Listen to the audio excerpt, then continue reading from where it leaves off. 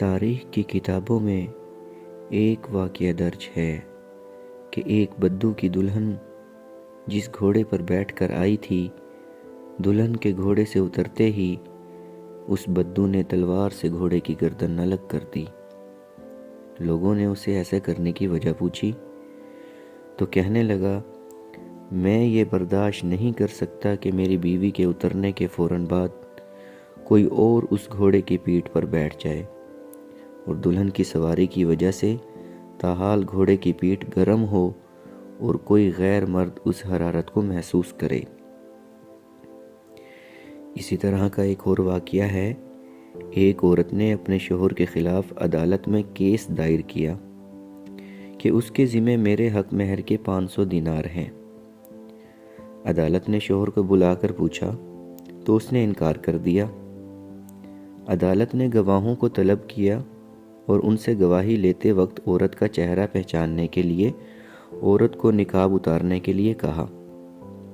اس پر اس کا شوہر جلدی سے کھڑا ہو گیا اور کہنے لگا، قاضی صاحب، میں تسلیم کرتا ہوں کہ مجھ پر میری بیوی کے 5000 دینار لازم ہیں، بس آپ نقاب نہ اتروائیں۔ یہ سن کر بیوی کہنے لگی، قاضی صاحب، آپ اور تمام حاضرین گواہ رہیں کہ میں نے اپنا حق مہر بخش دیا۔ قاضی بیچارہ حیران و پریشان کہ یہ کیا ہو گیا۔ خیر، ان میاں بیوی کے جانے کے بعد قاضی نے محرر سے کہا کہ اس کیس کی الگ فائل بناؤ اور اس کے اوپر اس کا نام لکھو، مرد کی غیرت۔ علامہ ابن قیم فرماتے ہیں کہ انسان کے دل میں غیرت ہوتی ہے، اور اگر غیرت نہ ہو تو اس دل میں محبت ہو ہی نہیں سکتی، اور محبت سے خالی دل، ایمان اور دین کیسے باقی رہ سکتے ہیں۔